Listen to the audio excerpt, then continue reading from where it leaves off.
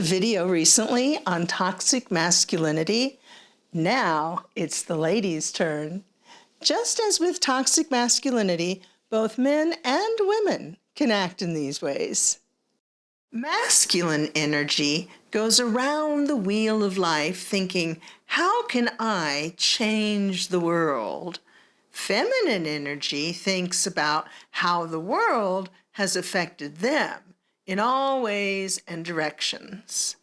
This is what I mean by masculine energy and feminine energy. And of course, both sexes can act in both ways.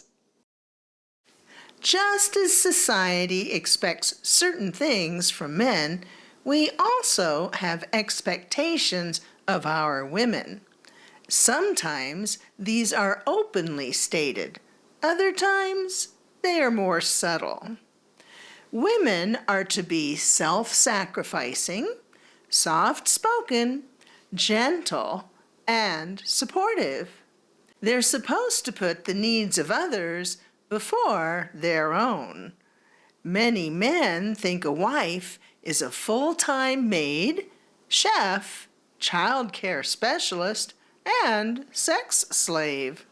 That's asking a lot of someone. Many women are so overwhelmed trying to be all of these things that they don't have any time or energy left over to find out who they are and what they want out of life. They're living their lives to please others. Women have also been led to believe that they can't live on their own. The world is a dangerous place. Society tells them they need a man to protect them. They feel vulnerable and inadequate, dependent on men, yet afraid of them, knowing the horrible statistics. This creates many combinations of toxic men and toxic women. I'll do a video later on healthy femininity and healthy masculinity, but for now, let's look at this toxic femininity wheel.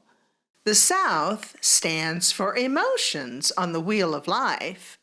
It also stands for our childhood. On the toxic femininity wheel, it stands for the victim. This woman is looking for someone to come to her aid. She acts like a needy, wounded child. She wants to be rescued. This is romantic to her. She fears being strong and independent because she doesn't want to look too masculine. Even though she may be quite capable of doing things on her own, she seeks help from men because she doesn't trust herself. She feels helpless. She needs someone to do everything for her. These women are looking for their knight in shining armor. However, they rarely live happily ever after. Just as women can use toxic masculinity, men can use toxic femininity as well. Weaponized incompetence is the false narrative that you simply don't know how to do certain things and can't be taught. Many men have claimed to not know how to cook, clean, or do the laundry simply to get out of doing these things. On the toxic femininity wheel, the Southwest stands for helpless. Women like this want the man to be the head of the household. They don't want to make any decisions on their own.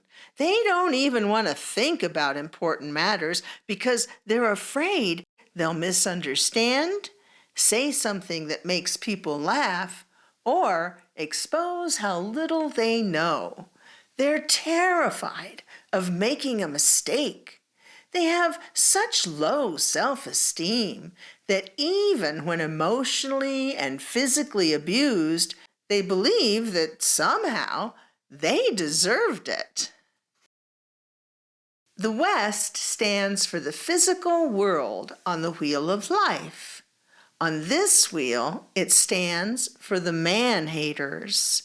She blames men for her problems, yet she relies on them to survive.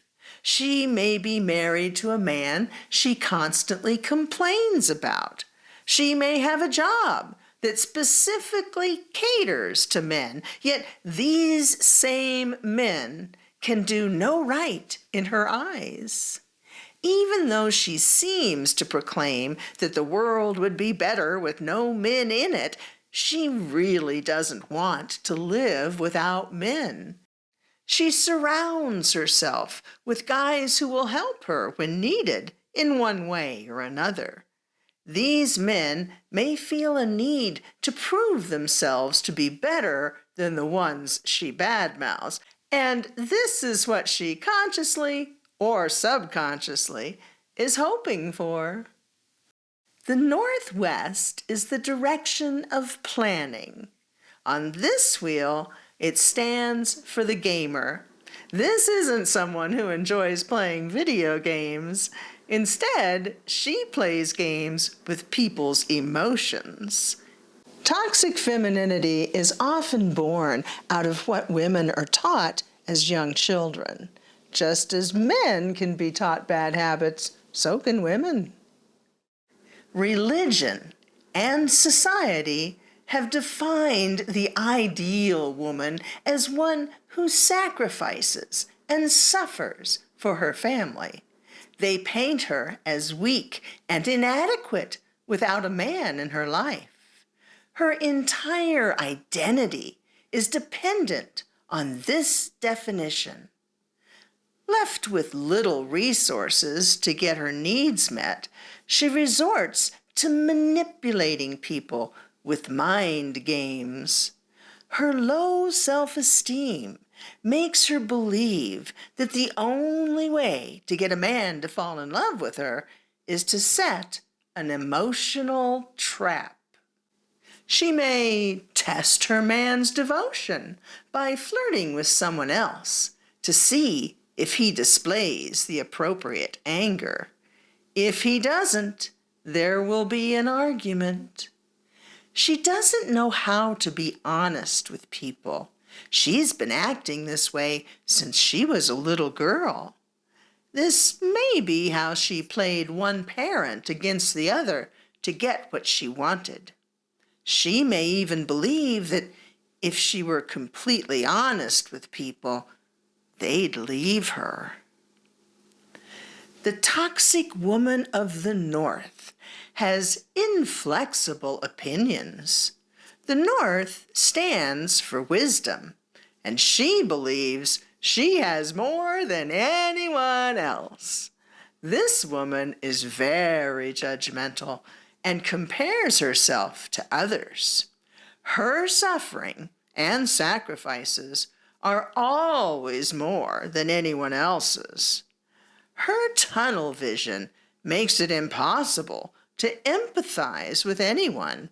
She can't, or won't, see their point of view.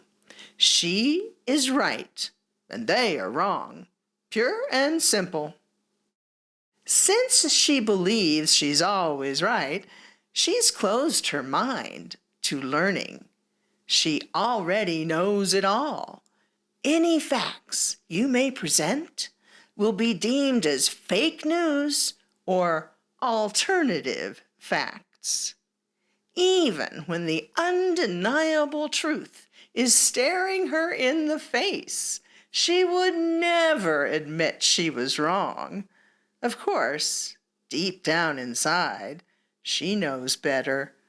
But this false bravado keeps her from facing her inner demons. The Northeast stands for timing. The toxic woman of the Northeast is indecisive and procrastinates.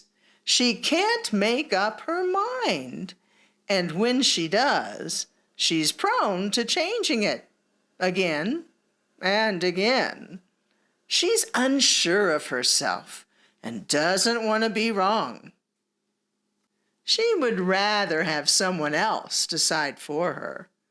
Then she can blame them when it backfires. Of course, they will rarely get credit if it turns out well. It's not that she doesn't have enough brain power to make decisions. It's the low self-esteem that holds her back. She also doesn't like to appear assertive. That's a man's job, and she wants to maintain her femininity, even if it means aggravating everyone around her. In the East, we have the professional martyr. She refuses to have fun and blames everyone else for her misery. The East stands for illumination and enlightenment on the wheel of life. The toxic woman of the East believes that hiding her light and sacrificing for her family makes her more feminine. A respectable woman doesn't think about herself, express joy, or enjoy sex. This is what she was taught, and the lesson stuck with her. Since she is a product of her environment, she blames everyone else.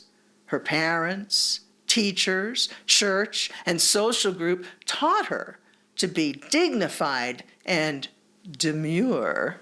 Now she doesn't dare to enjoy life for fear of ridicule.